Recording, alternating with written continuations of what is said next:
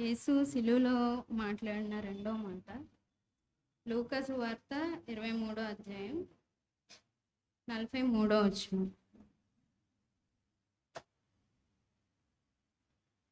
అందుకు ఆయన వానితో, నేడు నీవు నాతో కూడా పరదేశంలో ఉందువని నిశ్చయంగా నీతో చెప్పుచున్నానని.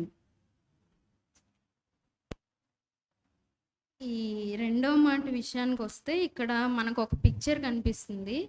ఏంటంటే యేసుక్రీస్తు ఇద్దరు క్రిమినల్స్ మధ్యలో, అక్కడ దొంగలు అని మనం వాడతాము, కానీ ఈ పర్టికులర్ ఈ ప్యాసేజ్లో మాత్రం మనకి క్రిమినల్స్ అని కనిపిస్తుంది, నేరస్తులు అని కనిపిస్తుంది. నార్మల్గా అయితే రోమన్ గవర్నమెంట్లో క్రూసిఫిక్షన్ ఎప్పుడు కూడా ఎక్కువ సీరియస్ అఫెన్స్ ఉన్న వాళ్ళకి మాత్రమే ఆ క్రూసిఫిక్షన్ పనిష్మెంట్ ఉంటుంది. ఇప్పుడు చూసినట్టయితే వీళ్ళు క్రూసిఫిక్షన్ కిందకు వచ్చారు కాబట్టి వీళ్ళు నార్మల్ థీఫ్స్ అయితే కాదు, వీళ్ళైతే నేరస్తులు అని దీన్ని బట్టి మనకు అర్థమవుతుంది. సో మనకు ఉన్నది ఏంటంటే ఇద్దరు నేరస్తులు ఉన్నారు, వాళ్ళ మధ్యలో క్రీస్తు ఏ నేరం లేని ఆయన అక్కడ నేరం ఆరోపించబడి వాళ్ళ మధ్యలో ఉన్నారు. ఇప్పుడు వాళ్ళిద్దరిని మనం చూసినట్టయితే ఇద్దరు నేరస్తులు ఉన్నారు. వాళ్ళిద్దరూ ఏంటంటే ఒకే పరిస్థితి నుండి వచ్చారు, ఇద్దరు నేరస్తులే, ఇద్దరు చాలా పాపాలు చేసున్నారు, చాలా మందిని చాలా బాధ పెట్టున్నారు. అంతేకాకుండా ఇద్దరు కూడా అందరితో పాటు క్రీస్తుని దూషించినట్టు కూడా మాథ్యూ మార్క్లో కూడా ఉంటుంది. ఈ రెండు గాస్పల్స్లో కూడా ఈ దొంగలు అందరితో కలిసి దూషించినట్టు ఉంటుంది. ఇద్దరు దొంగలు ఒకే పరిస్థితిలో ఉన్నారు, ఒకేలాగా దేవుణ్ణి దూషిస్తున్నారు, ఒకే పరిస్థితిలో ఉన్నారు. వాళ్ళిద్దరూ దేవునికి దగ్గరగానే ఉన్నారు. యేసుక్రీస్తు ఏదైతే మాట్లాడుతున్నారో అవన్నీ వాళ్ళు వినగలిగే అంత దగ్గరలో ఉన్నారు. ఇలా ఉన్నా సరే వాళ్ళిద్దరూ రెస్పాన్సెస్ చాలా డిఫరెంట్గా ఉన్నాయి. మనం చూసినట్లయితే లూకా సువార్త 23వ అధ్యాయం 39వ వచనం, వేలాడవేయబడిన ఆ నేరస్తుల్లో ఒకడు ఆయన దూషించుచు, నీవు క్రీస్తువు కదా, నిన్ను నువ్వు రక్షించుకొనుము, మమ్మను కూడా రక్షించమని చెప్పిరి. అందులో ఒక ఆయన ఏం చెప్తున్నారంటే, ఆయన జీసస్ని క్వశ్చన్ చేయడం మనకు కనిపిస్తుంది. అక్కడ నువ్వు దేవుడు అయితే నిన్ను నువ్వు రక్షించుకో, నన్ను కూడా రక్షించు అని ఆయన క్వశ్చన్ చేసి ఆ ఫిజికల్ రెస్క్యూ కోసం అడుగుతున్నట్టు కనిపిస్తుంది. అంటే నేను ఇక్కడ తట్టుకోలేకపోతున్నాను, నన్ను ఎలాగైనా రెస్క్యూ చేయి నువ్వు అన్నట్టు అక్కడ ఆ దొంగ అలా మాట్లాడుతున్నట్టు మనకి ఇక్కడ కనిపిస్తుంది. కానీ రెండో క్రిమినల్ ఏమని మాట్లాడుతున్నారంటే 40వ వచనం, అయితే రెండో వాడు వాడిని గద్దించి, నీవు అదే శిక్షా విధిలో ఉన్నావు గనుక దేవునికి భయపడవా? మనకైతే ఇది న్యాయమే, మనము చేసిన వాటికి తగిన ఫలం పొందుచున్నాం, కానీ ఈయన ఏ తప్పిదమును చేయలేదని చెప్పి. ఇక్కడ ఆయన ఏం చేస్తున్నాడంటే రెండో క్రిమినల్ ఆయన సిన్స్ ఏవైతే ఉన్నాయో అది ఒప్పుకుంటున్నాడు, ఆ పనిష్మెంట్ నాకు కరెక్టే అని యాక్సెప్ట్ చేస్తున్నాడు. అంతేకాకుండా ఈయన యేసుక్రీస్తు ఈయన ఏ తప్పు చేయలేదు అని ఒప్పుకుంటున్నారు. ఎప్పుడైతే అతని గురించి తెలుసుకున్నారో, అంటే ఆయన ఎలా తెలుసుకున్నారో అంటే పబ్లిక్ వల్ల తెలుసుకొని ఉండొచ్చు. యేసయ్య అప్పటికి చాలా మందిని స్వస్థపరిచారు, చాలా సూచక్రియలు చేశారు, చాలా టీచింగ్స్ చేశారు, యేసుక్రీస్తు గురించి తెలుసుకొని ఉండొచ్చు. అదే కాకుండా క్రూసిఫిక్షన్ టైంలో ఆయన్ని ఎంతోమంది నిందిస్తున్నారు, కొడుతున్నారు, హేళన చేస్తున్నారు, అన్నీ చేసినా ఆయన ఏమి మౌనంగా ఉంటున్నారు, అన్నీ భరిస్తున్నారు. అంతేకాకుండా తండ్రి వీరేం చేస్తున్నారో వీళ్ళకి తెలియదు కనుక వీళ్ళని క్షమించు అని చెప్తున్నారు.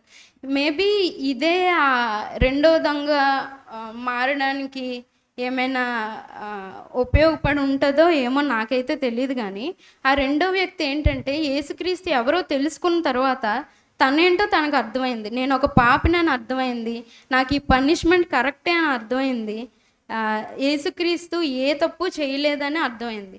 ఇప్పుడు మన విషయానికి వస్తే మనము యేసుక్రీస్తు ఏ తప్పు చేయలేదు అని మనం అనుకుంటున్నామా? కొన్ని పరిస్థితులు మనకు చూసినప్పుడు ఏంటి ప్రభువా ఇది ఎంత అన్యాయం జరుగుతుంది, ప్రభువా ఇక్కడ ఇలా జరుగుతుంది, ఏం చేస్తున్నారు ప్రభువా, మీరు అన్నీ చూస్తున్నారా అని కొన్నిసార్లు కొన్ని క్వశ్చన్స్ మనకు వచ్చినప్పుడు ఒకే ఒక ఆన్సర్ ఏంటంటే, ప్రభువా నువ్వు న్యాయవంతుడు, నువ్వు ఏ తప్పు చేయవు అలాగా అనే అంత అనుభవం, అంత లోతైన జ్ఞానం మనకుందా అని మనం ఒకసారి క్వశ్చన్ చేసుకోవాలి. కొన్నిసార్లు ఏంటంటే ఇక్కడ దొంగ, ఒక క్రిమినల్ తన సిన్స్ ఏవైతే ఒప్పుకున్నారో అది ఆయన నేరస్తుడు కాబట్టి ఆయన ఒప్పుకున్నాడు అని అనుకోవచ్చు. కానీ మనం ఒక బిలీవర్స్గా మనం ఏం తప్పు చేయలేదు కదా, మనం ఏం పాపం చేయలేదు కదా అని అనుకుంటాం. చాలాసార్లు అనుకునే ప్రమాదాలు అయితే లేకపోలేదు. అలాంటి పరిస్థితుల్లో ఎక్కువ బిలీవర్స్కి వచ్చేది ఏంటంటే స్పిరిచువల్ ప్రౌడ్ ఎక్కువ ఉంటుంది.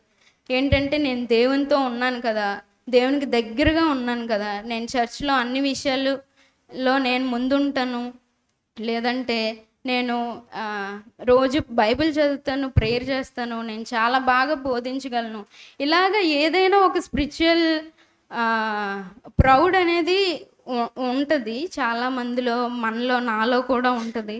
సో అలాంటప్పుడు మనం దేవునికి ఏదైతే మనలో నచ్చని విషయం ఏది ఉందో అది ఆయన దగ్గరికి వచ్చి మనం ఒప్పుకోగలుగుతున్నాము. ఆ దొంగలాగా ఆయన, ఆ నేరస్తుడు ఏంటంటే ఆయన పరిస్థితిని తెలుసుకుని దేవుని దగ్గరికి వచ్చి రిపెంట్ అయ్యాడు.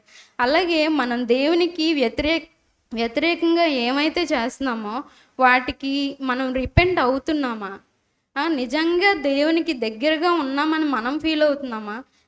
ఆయనకి దగ్గరగా ఉండడమే కాదు, ఆయనతో ఉంటున్నామా లేదా? ఆయనకి దగ్గరగా ఉంటున్నామా, ఆయనతో ఉంటున్నామా? ఆయనతో ఒక అలైన్మెంట్తో ఉంటే ఆయనతో ఉన్నట్టు, ఆ అలైన్మెంట్ లేకపోతే ఆయనకి ఎంత దగ్గరగా ఉన్నా అది మనం దూరంగా ఉన్నట్టే అని అది మనం ఒకసారి అబ్జర్వ్ చేసుకోవాల్సిన విషయం. ఎందుకంటే ఆయనతో సహవాసం కలిగి ఉంటున్నామా లేదా అనేది మనం ఒకసారి క్వశ్చన్ చేసుకోవాల్సింది. అలాగే ఇక్కడ 41వ వచనంలో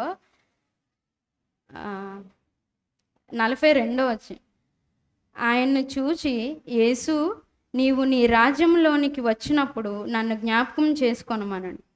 ఆయనకి ఎంత విశ్వాసం అంటే ఇదేంటంటే గ్రేట్ ఫెయిత్ అని చెప్పచ్చు, అంటే పవర్ఫుల్ ప్రేయర్ అని చెప్పచ్చు.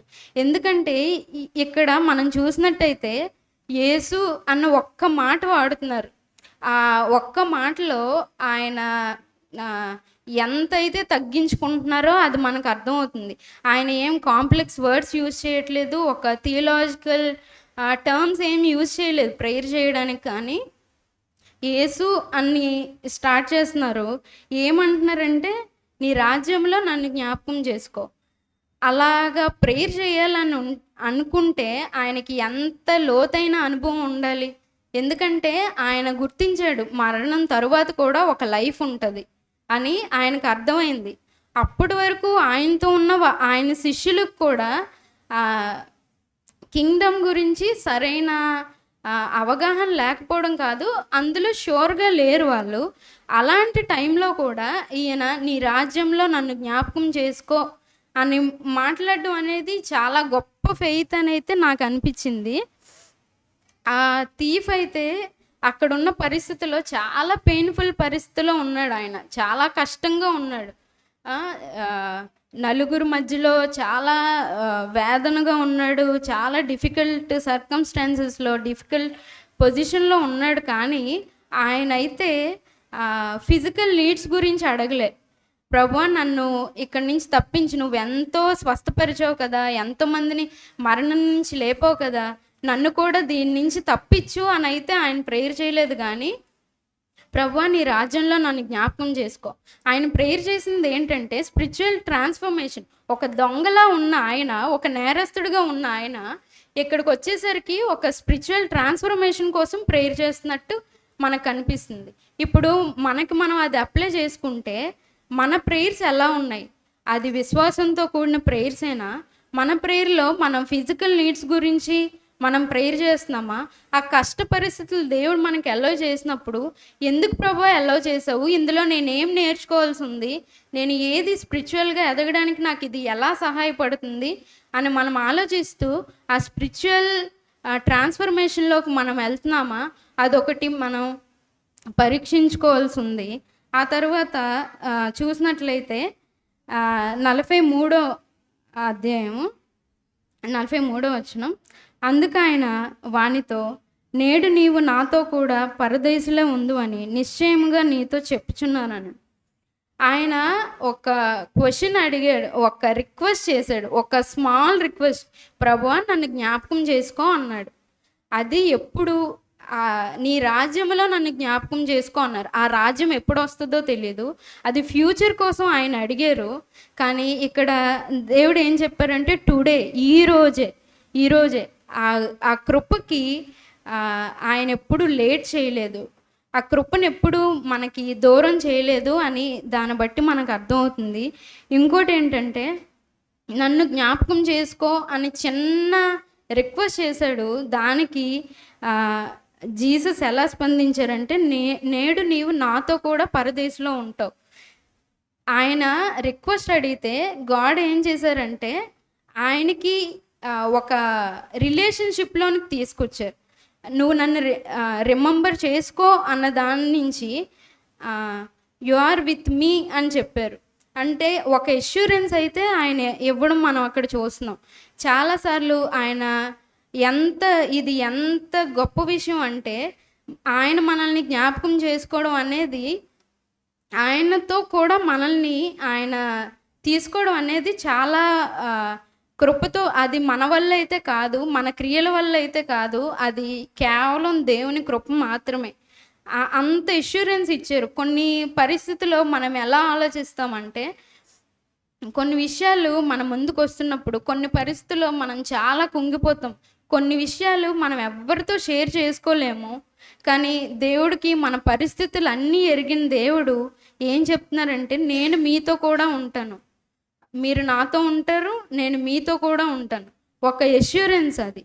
దేవుడు మన ఏ పరిస్థితిలో కూడా మనం ఒంటరి వాళ్ళం కాదు, మనకి ఆయన ఉన్నాడు అన్న ఒక ఎష్యూరెన్స్ ఇస్తున్నట్టు మనకి ఇక్కడ కనిపిస్తుంది. అంతేకాకుండా ఈ లోకంలో మనం ఎలాంటి పరిస్థితులు ఎదుర్కొంటున్నా సరే ఒకరోజు మనకి నిత్య జీవం అనేది మన కొరకు ఏర్పాటు చేయబడి ఉంది. ఆ నిత్య జీవంలో ఆయనతో పాటు మనం ఉంటామనే హోప్ కూడా మనకి ఇస్తున్నారు. దీన్ని బట్టి మనం ఎంతైనా ఆయనకి కృతజ్ఞతలు చెప్పుకోవాల్సిన వారంగా మనం ఉంటున్నాం. ఈ విషయంలో ఈ ప్యాసేజ్లో ఇంకో విషయం ఏంటంటే రక్షణ గురించి చెప్తున్నట్టుంది. ఇద్దరు దొంగలు ఉన్నారు, ఇద్దరు నేరస్తులు ఉన్నారు. ఒకళ్ళేమో దేవుణ్ణి దూషించిన తర్వాత వాళ్ళు ట్రాన్స్ఫర్మేషన్ జరిగింది. ఆయన తప్పు తెలుసుకున్నారు, దేవుని దగ్గర రిపెంట్ అయ్యారు, మళ్ళీ దేవునితో సహవాసం కలిగిన వారిలాగా అయ్యారు. ఇప్పుడు ఎవరైతే ఇక్కడ రక్షణ పొందిన వాళ్ళు ఎవరైనా లేకపోతే వాళ్ళకి ఇంకా టైం ఉంది. దేవుడు మిమ్మల్ని క్షమించడానికి కానీ మిమ్మల్ని చేర్చుకోవడానికి కానీ సిద్ధంగా ఉన్నారు. మన రెస్పాన్స్ ఒక్కటే మనం చూపించాల్సింది. మనం చిన్న ప్రేయర్ చేసుకొని క్లోజ్ చేసుకుందాం. తండ్రి దేవా నీకు వందనాలు. ఇదిగోండి ప్రభా, మీరు ఈ విషయాలు ప్రభా మాతో మాట్లాడిన విధానాన్ని బట్టి మీకు వందనాలు తండ్రి. ఎవరైతే ప్రభా మిమ్మల్ని తెలుసుకోలేదో ఇంకా తండ్రి వాళ్ళలో మీరు కార్యాన్ని జరిగించండి తండ్రి. ఏ ఒక్కరు నశించిపోవటం మీకు ఇష్టం లేదు నాయన తండ్రి. వాళ్ళని ఏ విషయం అయితే వాళ్ళని మీ దగ్గరికి రాకుండా చేస్తుందో ప్రభా, వాళ్ళ హృదయాల్ని ప్రభా మీరు మార్చి ప్రభా మీ సన్నిధిలోకి రాగలడానికి సహాయం చేయండి.